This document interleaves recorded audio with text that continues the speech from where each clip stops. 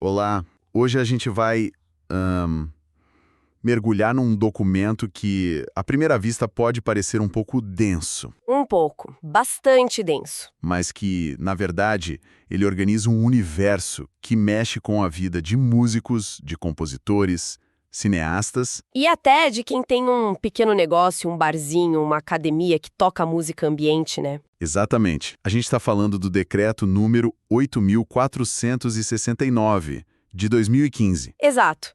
Esse decreto ele regulamenta a gestão coletiva de direitos autorais no Brasil. Em bom português, Ele estabelece as regras do jogo. Quem pode cobrar, como se cobra e para onde vai o dinheiro pelo uso de obras artísticas, como música no rádio, em shows, na TV, na internet. e a nossa missão aqui é desvendar essa estrutura.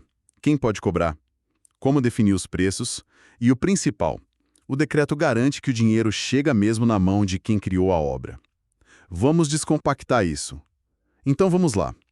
Para começar, não é qualquer um que pode acordar um dia, decidir, vou criar uma associação e sair por aí cobrando, certo?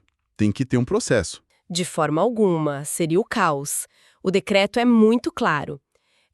Para exercer essa atividade de cobrança, uma associação precisa de uma habilitação. Uma licença, tipo um alvará. Exatamente. Uma licença para operar, concedida pelo Ministério da Cultura.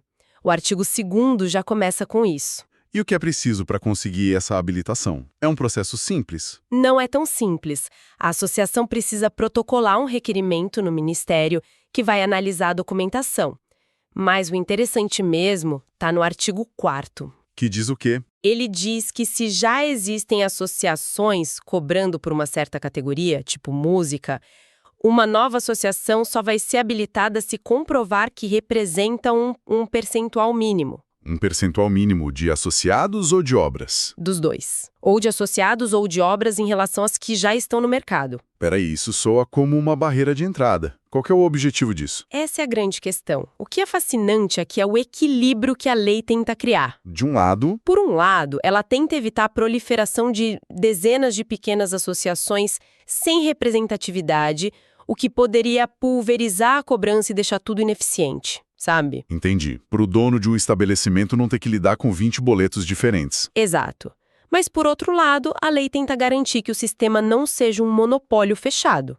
Se uma nova entidade provar que tem relevância, em tese, ela pode entrar no jogo. Eu li sobre uma habilitação provisória. O que é isso? Sim, tá lá no artigo 3º. O Ministério da Cultura pode dar essa habilitação provisória por 1 ano, que pode ser prorrogada por mais um. É como um período de teste. Perfeito, é um estágio. Mas tem um detalhe importante aí. Qual? Associações com essa licença provisória não têm direito ao voto unitário no escritório central, o ECAD. Ah, o ICAD, que unifica a arrecadação da música. Isso. Ou seja, elas arrecadam, elas operam, mas ainda não sentam na mesa principal para decidir as regras do jogo. Entendi. Ok. A associação conseguiu a habilitação. Agora vem a grande questão. A que gera mais polêmica. Como eles decidem quanto cobrar de uma rádio, de uma casa de shows ou de um serviço de streaming? Essa é a pergunta de $1 milhão. O artigo 6º diz que os preços têm que ser definidos em Assembleia Geral, com ampla divulgação. E os critérios? Aí é que começa a subjetividade. Os critérios são razoabilidade, boa-fé e os usos do local. Razoabilidade. Isso é muito vago. Razoável para quem? Para o artista ou para quem paga a conta? Exatamente. Por isso, o decreto tenta dar diretrizes mais concretas nos artigos seguintes. Certo. O primeiro princípio é o da isonomia.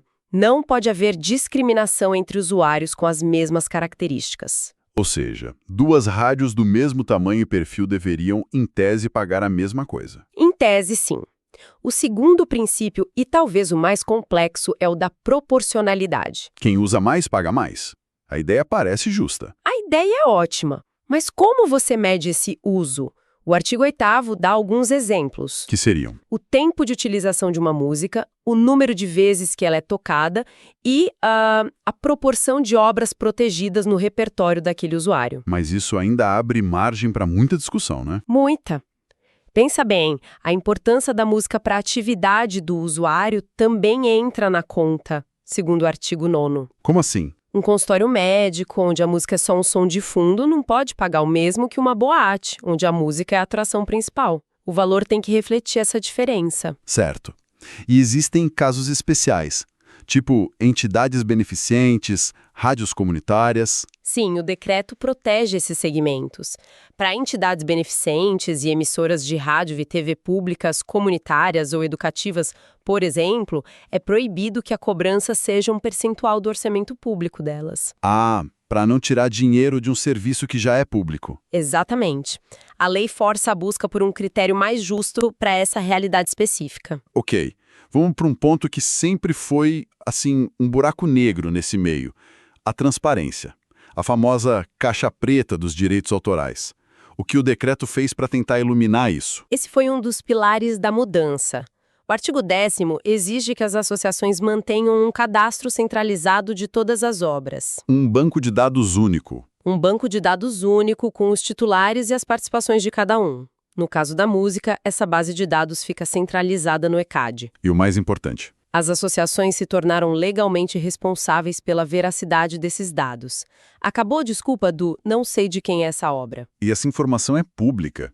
Eu posso consultar quem é o dono de uma música? Em parte, sim.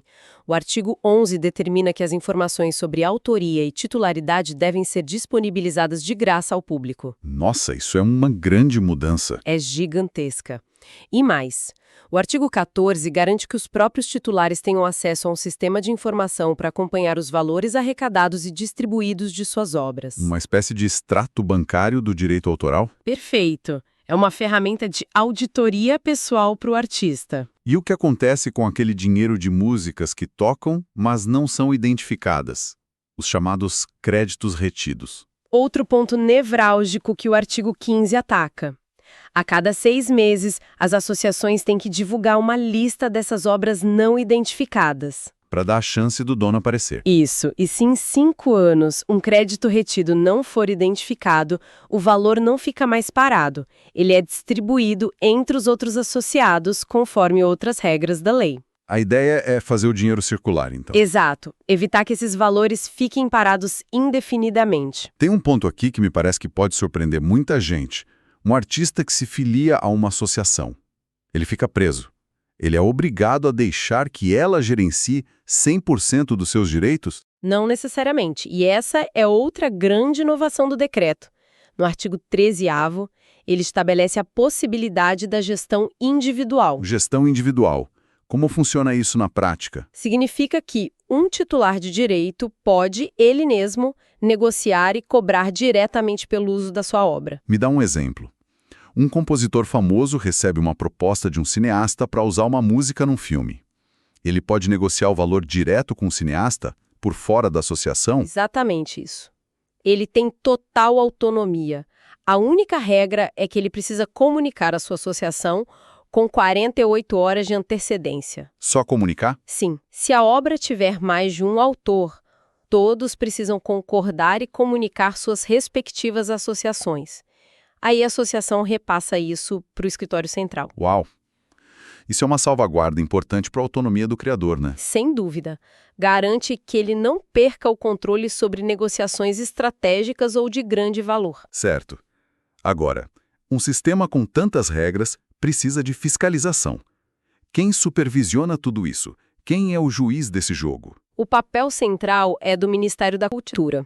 Mas o decreto cria uma ferramenta bem específica no artigo 26º, que é a Comissão Permanente para Aperfeiçoamento da Gestão Coletiva. Que nome comprido! O que essa comissão faz? O nome é formal, mas a ideia por trás é muito boa.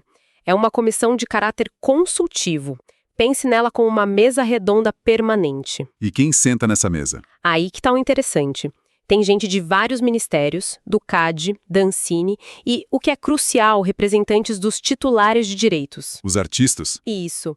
E também representantes dos usuários. Quem paga a conta. Exatamente. A função deles é monitorar o sistema o tempo todo e recomendar providências. E se uma associação ou um usuário não cumpre o decreto, quais são as sanções? O sistema morde? Sim. O capítulo X é todo dedicado a isso.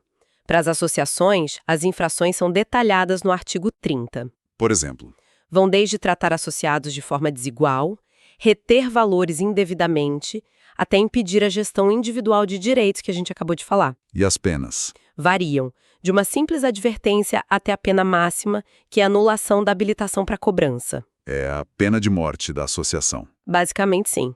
E os usuários? Eles também têm obrigações e penalidades? Sim, com certeza. É uma via de mão dupla. O artigo 22 diz que eles devem entregar uma relação completa das obras que usaram. Se não fizerem ou se prestarem informações falsas, podem ser multados conforme o artigo 33. Então, a ideia é ter responsabilidades e penalidades para todos os lados. Exato.